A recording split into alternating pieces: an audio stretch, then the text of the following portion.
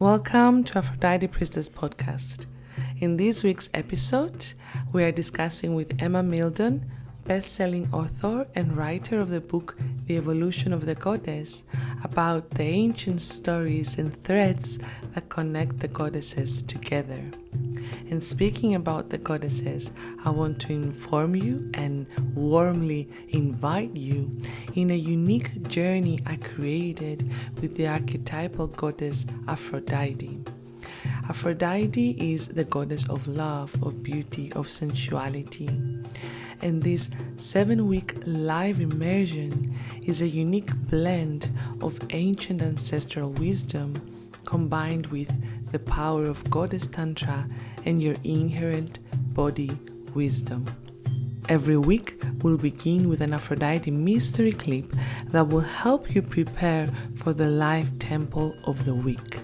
The life calls, the life temples, are carefully designed to take you back into your authentic beauty, to feel safe in your body again, and to reawaken your senses. If this is something that sparks a light in you, I want to warmly welcome you. I'm going to leave the links down below to read everything about the immersion. We start very, very soon. Our opening ceremony is Thursday, 28th of March, and I would love to see you there. I'm here for any questions. And for now, without further ado, let's dive into this week's episode. Hello everyone and welcome to this week's episode on Aphrodite Priestess Podcast.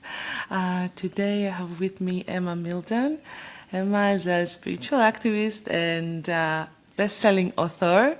She wrote this book that I couldn't live down, The Evolution of the Goddess, which was my Bible for the last month. I was carrying with me everywhere I was going, and it was actually a gift from a fellow goddess when I told her I'm starting this podcast series. And then there's so many gems, so much information, there's so much gold that I personally invited Emma to be here with us today to talk a little bit about the evolution of the goddess, her work, her important work, her story, and much, much more.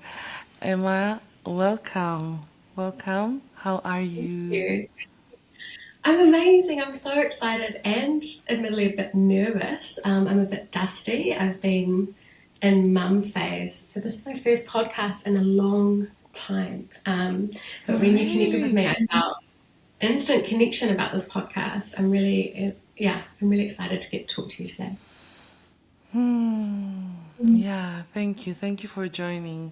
And I feel that with the goddess, there is always this first impulse, this first invitation. For me, it is with the goddess Aphrodite, the goddess of Venus. She is the one that I felt most attracted to, also because I'm coming from Cyprus. It's the goddess of my island, but also she's the one that's slowly initiating me on this path. I don't know for you, how was for you? Did you get an impulse from a specific goddess, or was it just curiosity? How would you describe your beginning on this path? What a beautiful way to phrase that question. I've never been asked a question like that. I love that you're connected with Aphrodite and Venus. They are just so loving and warm and nurturing. And I don't think I really had one goddess particularly at the start. I just had a lot of what I would call grandmother energy and a lot of goddess talismans and goddess oracle cards and goddess books being literally littered along my path. I felt like you the evolution of goddess, I felt like I was getting gifted and handed and pointed to a lot of things that just screamed goddess at me. For me, it was a lot of ancient teachings in the academic world. So an author called Maria Gimbutas, who very much immersed herself in kind of the anthropology and actual, you know, physical evolution of the goddess in terms of how she manifested herself on earth, in terms of storytelling and things like that, mythology. So that was my kind of first steps to getting acquainted. I definitely felt like I had a lot of elders around me being sure to tell me, like, be very careful, this is ancient wisdom, this is not yours. Make sure you give nods to the people before you, you know. So yeah, I think that's where I kind of felt like I got called to write a reference book in a sense, you know, like kind of like a modern day summary of evolution. So yeah. Yeah, and it is a summary. It's so enriched with so many traditions, and of course, I am Greek and mythology and the history of the gods of the Olympus and even before that the Titans and is very present in our lives. But then reading this book, goddesses from Japan or from India or from all over the world, made me feel connected that this is a more universal wisdom. It's not just located for in a specific time or a specific place, but is rather something that it was a need back then and it was spread around the world in different ways. But is it wise to say that the goddesses, they have similar qualities, and we're talking about one goddess at the end? Yeah, there's a thread. There is totally a thread. You are. I knew instantly when you. I don't know if your listeners know, but you have studied history of Athens. You are a journalist. Like, you are so qualified to be having these conversations about goddess beyond just being a channel and a vessel for this information. So it doesn't surprise me that you can already sense that thread, right? It's when you asked me before about the goddess that showed up and like what goddesses I felt connected to, there was a talisman that always showed up when I was writing Evolution of Goddess, and it was spiders. Now, I am not a fan of spiders at all. They freak me out. And the most biggest giant spiders that I didn't even know existed in the countries I was writing in would show up, and which is connected to grandma energy, right? The weaver, they connect the threads, the cobweb that, you know, creates and overtells a story. And so for me, when I was writing Evolution of Goddess, totally, I felt like I was disconnecting the threads. So yes, I would say that no matter what culture or religion or deity or belief, there is definitely a common energy or essence to each goddesses. And I just feel like we've just found, like what Maria Kambuditz did, like different ways to storytell or to share these, you know, the most powerful ways to teach is through storytelling, whether it's through books or through podcasts or sitting around a fire or through a retreat or a talk. So yeah, I think it's so funny. The spider. Has anything been showing up for you on the lead up to the podcast? Oh my God. I think I'm here because of the signs I received, because of things that were showing to me in my mind. And, you know, like watching at the historical events is little to be mentioned of the importance of the connection with the goddess. It was more about facts and this happened and this is how they were doing it. But what I feel is that as we are representatives of this, as we're moving into the cycles and we are just evolving, but we are evolving through that wisdom that was started to cultivate back then. So it's all a continuity, and for me to be open, to staying open and receive the signals is the reason why I'm here. Otherwise, it would make no sense to go back to some ancient practice, to go back to the way our ancestors, our lineage, our mothers were practicing their spirituality. And I feel it in my bones that this is a period that is, as you mentioned in your book, feminine energy period. It's all about creativity and intuition and going through the path of non-linear, so logical, let's say. Right? Right? Yes. Yeah. And that's such a beautiful way to put it. I think a lot of people sometimes mistake feminine or Shakti energy or Kundalini energy, feminine energy as gentle or soft, when actually, like, to create things, to birth things, um, to be intuitive and to get downloads and be connected, even to spiritually awaken and open up, um, can feel quite disruptive and almost destructive. And a lot of goddesses in themselves, when they represent rebirth or birth, comes with that sense of rumble, and you can almost feel it. We were talking about it before we started recording, about that sense of disturbance, doubt or fear, or that sense of change or shift. And I feel like a lot of people around us can feel that. They're aware of that happening in the world around us right now, even probably with friendships and family and people and things that they used to love doing or, experiencing. There's shifts in everything that are becoming more feminine. It's an exciting time, but any time that there's big shifts and change can also feel quite exhausting. Birth Yeah. comes with a labor, and that can sometimes, we can all be, I think, feeling that a lot of energy around that sort of labor to be rebirthed and the change happening right now.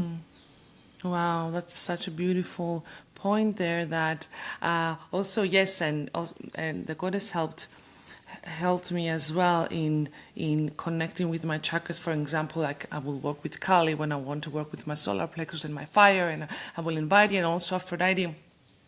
She's connected with different chakras, and also because there's some means that she's connected with war and fight, and gives you this perspective that feminine energy is not just about being soft, being, yes, but it's all of it, all the all aspects of life. And yeah, it's so beautiful to the way that you mentioned it, that it's important to acknowledge that. And also for me, it is a way to ask for help sometimes through that energy, and to ask to be supported, and to name exactly what I need and what energy I'm invoking in that moment. It's this dance, You're right? so beautifully connected. It's just so beautiful to hear you talk about goddess. It is, I think a lot of people forget, how we feel when we've spent time with other women. You feel, oh my gosh, I'm sorry, that's my dog Luna. That's okay. She wants to Luna, I love be. her. She's a big white wolf.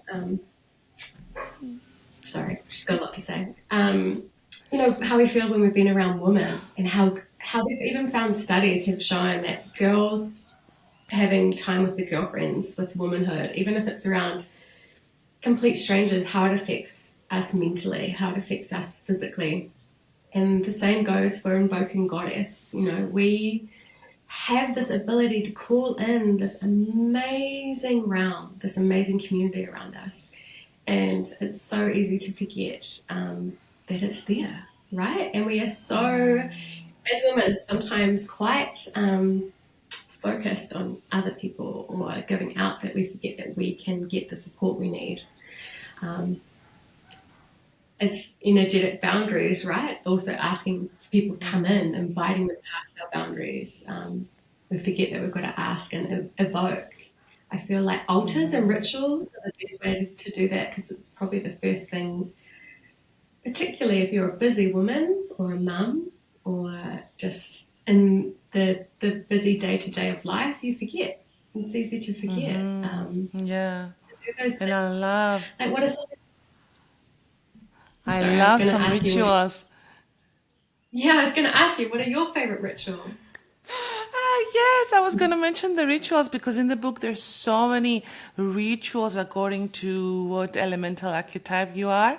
And yeah, either you, the elemental archetypes, I really love that part because it was something new for me with the sun goddess, the earth goddess, the moon, and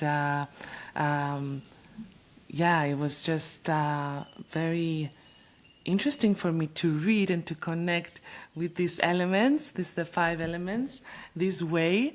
And yeah, you mentioned very beautiful, very nice rituals there. Now, even if even if it was not my archetype, I was going to see what ritual is here. And, but for me, yeah, it's I'll connect a lot with bath, rose waters, rose water to spray it in my face, to bathe in it, salt. I connect a lot with rose quartz, citrine, and yeah, it's just nature in general. Just I love to be in nature and to create rituals out of my moon cycle and my yeah, I think to ritualize life in general is the new way to experience life. Yeah, I agree. And do you know, it's so interesting. I had a lot of pushback from my editorial team on setting out the goddesses and rituals and elements. And I said, for me, it just seems the most natural. We naturally will be drawn to what element we feel we need. You will naturally go for a walk along the beach, or go for a swim, or have a bath, or have a long shower, or sit by the fireplace, or do something that, you know, Bikram yoga or something that stirs you up, or light a candle, or do aromatherapy if you need fire. And I feel like it seems a lot effortless. It doesn't seem as overwhelming as sometimes spirituality or connecting with goddesses or learning, right? Learning about them all can seem completely overwhelming. So it felt like a really effortless way to connect. So I would actually invite listeners, if you're feeling like you want to connect to goddess or you want to connect to yourself through some sort of ritual, just very simply uncomplicate it and connect in with what element you might like, and just start there, because it can be as simple as running a bath or taking a walk outside or lighting a candle. Yeah, it doesn't have to be overcomplicated or hard or a lot of time or energy. Yeah, I totally agree. And what would you say? Sometimes now I just had this thought and I wanted to share it with you. What would you say Yes. if someone told you, like you're serving God as is it a new religion now, or is it a pagan, or because there is a fine line when you're talking about God, you're talking about goddess, and non-gender at all, because this is where we're coming with a non-gender, and then things turned out to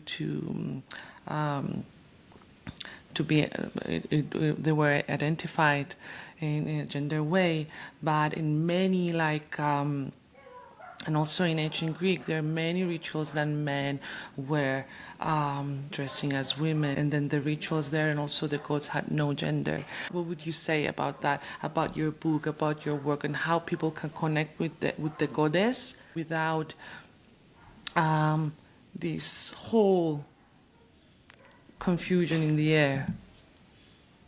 Yeah, I relate to this very strongly, and I'm really grateful that you asked. Thank you for asking this question.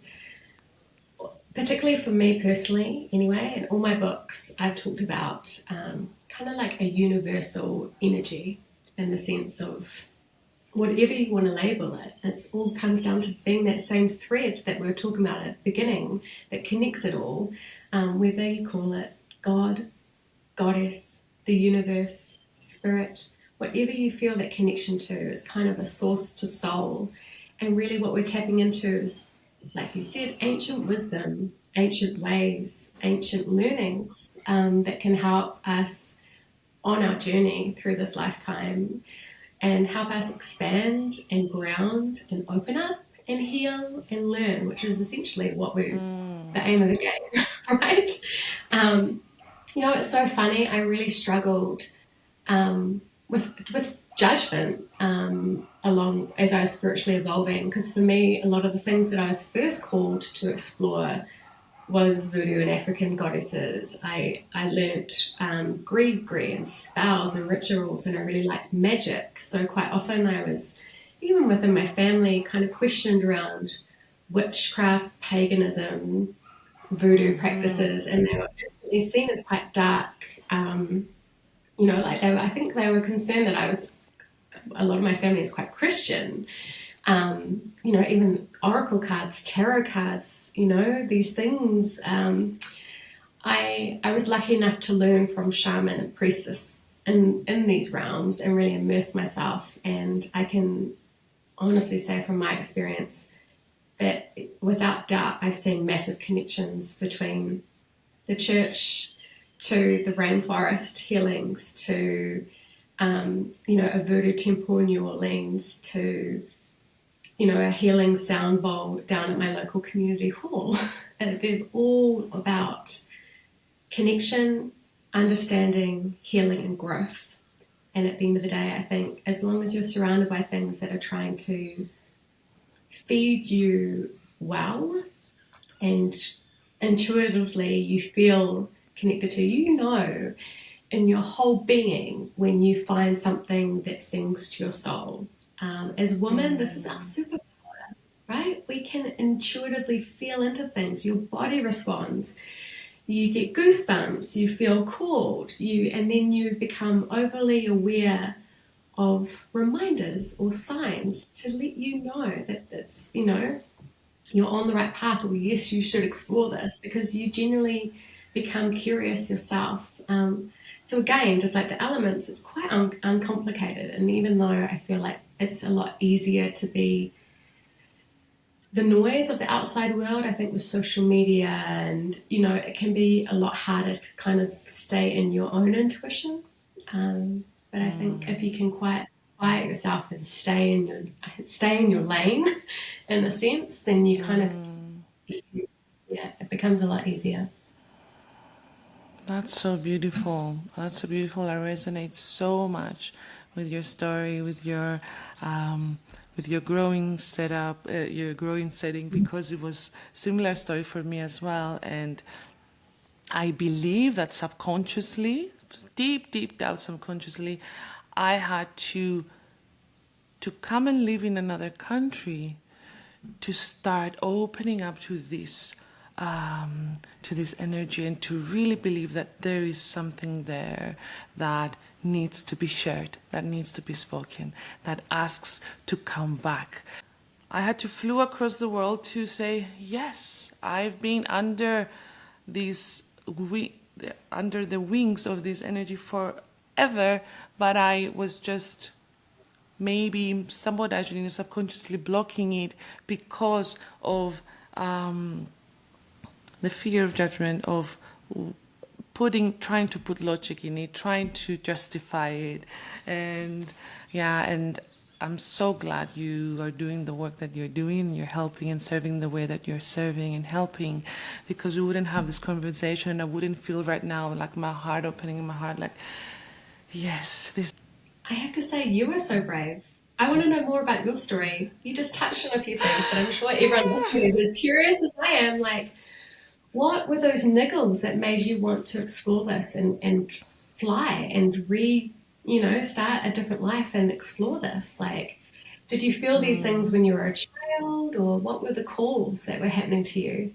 A lot of people will probably relate to what you've gone through. So Yes, I feel that like growing up in a small island. Cyprus is a small island, and although it's the birthplace of the goddess of Aphrodite, there are different myths of how Aphrodite was birthed, different stories, but every story is pinpoint on the map on Cyprus. So it's the birthplace of goddess Aphrodite, and if we look at the evolution of the goddess, it came from Middle East, and there is a journey there from Ishtar Inanna, and then it evolved, and it's present on our island. It's very, very present. It's on my passport stamp, is on our birth certificate, but is a Christian Orthodox island. And so although we talk about Aphrodite, nobody dares to tap into that energy as an option to discover more. There was incidents in different stages in my life that were showing me, were pinpointing to this direction. For example, like I grew up in an Aphrodite street. My family home was Aphrodite street, and then my grandmother was baptized Aphrodite, and then I started having this initiation process, but without me fully realizing it, because it was not even in my radar. It was not even an option for me. And although I've been on this path, the spiritual path, for 10 years, it needed for it to show me, oh, okay, this and this and this and this. And for example, okay, let's do an Aphrodite's pilgrimage, or let's create a public event. And who's going to come, we don't know, but maybe more people want to come. And then me finding suddenly myself leading a small group to this pilgrimage, and slowly. I would way rather interview you. That is so interesting. And I think your listeners are so honoured to get someone to show up to do this type of podcast, but also with that sort of backstory, like not only the academic side of you, but also what you've channeled and been connected to for a very long time. I mean, even when you said your makes me want to cry. When you said your childhood street name, I almost fell off my chair. Like that's, I mean, it's an actual sign. Like it's a literal sign. I know a few people that are in Cyprus, and I have no doubt that it is the hub of the big shifts that from the past and for the future. I'm sure you know. George Lizos is incredible. Are you familiar with his work? He's someone that I absolutely have to connect you to. Right across in terms of, even when we were talking before about labels, you will love him. He will totally be, and some listeners may know him, will be a future conversation. So you guys will have to tune into that when I connect you both, because there's isn't that the best thing about when you start connecting to Goddess, right? Connecting to Goddess, connecting to spirituality, your community shows up. Like it's just amazing how effortlessly you get connected with people, not only that are kind of doing the same thing, but the friendships and like the family that you need at that time. Like it's just, we are so lucky to be living in this day and age where we can not only explore this a lot more openly, with not as much judgment as there was years ago. Exactly. But also that we get so effortlessly connected, like because of social media. I mean, for all the cons that there is, we are so lucky that all the priestesses and healers and writers and storytellers can effortlessly be connected. And I think that's a big part of why this feminine shift is coming, because we can storytell, we can teach, we can connect in such a different way. We're so lucky.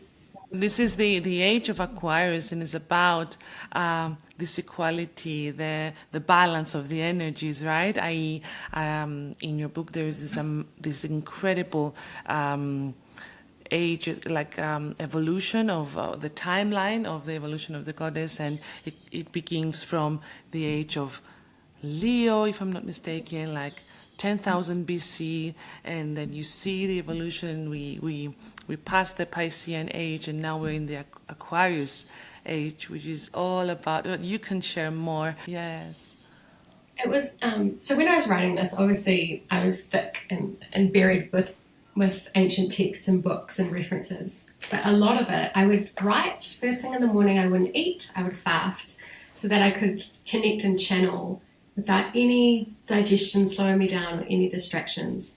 And I'd always sit down to write thinking, I wonder what I'm going to write about today, because it would just get channeled. It would be news to me. I would be like, is this true? Wow, and particularly with this was channeled. And I drew this sort of spiral, and I started to get, like these zodiac signs, and particularly Aquarius kept coming through, and I didn't quite understand. I was like, what is this? And then once I started researching it, I felt like I'd found this hidden treasure of wisdom. Turns out a lot of books had already picked up on this, and so handy for me because there was a lot of things I could reference. But yeah, just this idea of time not being linear, it being about energetic phases, which is very much about everything we are as females with every moon cycle and every shift, and connecting with nature and the seasons, and us as beings. Why wouldn't we go through these phases as well as time? But particularly about the balance and what comes with balance. And I feel like Aquarius and feminine era has a lot of misconceptions, because I feel like lots of people may instantly connect goddess with a robed, gentle, nurturing healer, which definitely she is, but she is also, like you say, she can be a catalyst for warfare and change and destruction, like Kali, Durga. They fight evil. They destroy and burn things down so that there can be rebirth and change. And I feel like the feminine also comes with justice, with boundaries, with that shift of change, which can be quite jarring. Sometimes goddess can actually be quite cutthroat. So, at the beginning when we were talking about bringing in goddess energy that we need, I feel like as women, quite often when we need to find our voice or step into a space that feels uncomfortable, like putting a podcast out there for the first time, or showing up to an event that maybe you didn't have the courage to go to, or maybe you're worried about what family might think of you, or you're in the spiritual closet, in a sense, reading books behind closed doors to try and evolve your soul. There are energies and goddesses and people around you that can help you find your voice and feel protected in that space, and almost summon that fierceness in you, to really fearlessly step into that, because it can, at the time, I know I've met a lot of people along the way who have found it completely daunting, and they get hindered by that doubt. And I think once you surround yourself, particularly with the goddesses in your real world, as well as the deities, Yes. man, it is. You can literally ride the energetic lion, the horse, whatever your mode of goddess transport is, your chariot. Yes. Right? Yes. Yeah, you get that sense of momentum behind you 100%. and carried, right? Yes. You're not alone. You're not alone. And that's why podcasts and people like you are so important. Yeah, I cannot wait to keep tuning into your episodes. Please promise me you keep making these. You have a gift. Of course, I will keep making this. There's no turning back now. And I wanted to say that also, like, until you find, because for me there was this moment of feeling a little bit lonely in my spiritual path at some point, but I kept connecting with, even with books, like the woman that wrote the book, I kept connecting with energy through her words. And I remember there's one phrase I still remember from The Evolution of the Goddess, the book you wrote, is that women do not need another yoga mat, they need a microphone. And that sentence was like, boof.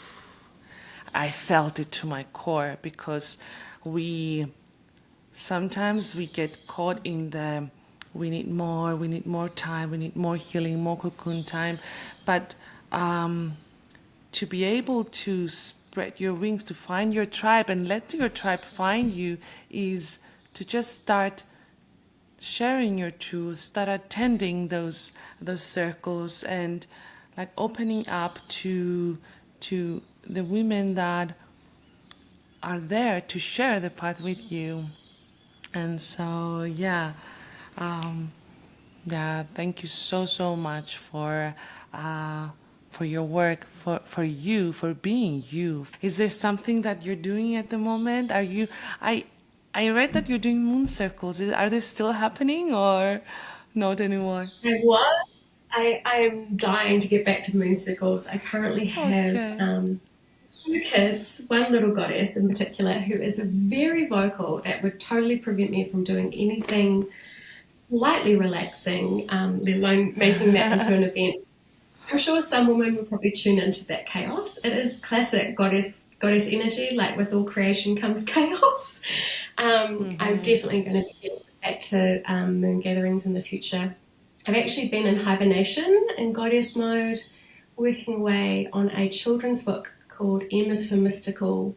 So it's like a ABC books for mini mystics, and it introduces children to spirituality in a fun and kind of like in classic Emma Mildon handbook style. It's got exercises and things that they can explore, and beautiful spreads about crystals and incense and rituals and goddess and all those things. So that will be coming up in March, which is pretty exciting. So wow, I see that your mother face is putting the works into the new generation, and that's incredible. Yes, Emma, anything you would like to share? Any message, anything that you like to close our conversation with? No, I think just don't be afraid to step into the essence of yourself. That is your superpower. And I think don't be afraid to reach out to other women and other goddesses and spiritual seekers in this community, because you'll be surprised who replies. I answer all my emails personally. I don't have a person that does that. I love hearing from my readers. I love helping people on this journey. And the threads, I am a big believer in connecting people with other people. So just stop getting in your own way and take the step forward, because that's the best way to kind of step into yourself. Thank you so much, Emma, for being here with us. Thank you. And thank you for everyone watching this episode. I hope you took something with you today and you feel more empowered, more encouraged to follow your own unique path towards what feels good and right for you. And I'll see you on the next one. And Emma, thank you so much. If this episode inspired or helped you in any way, please share it with your loved ones. You can also write your favorite quote from this episode on your Instagram story and tag us at Aphrodite Priestess and at Eleni Soul. This way, not only we connect with each other, but we also work together in spreading her story in history. It matters. Thank you so much. See you in the next episode. Much love.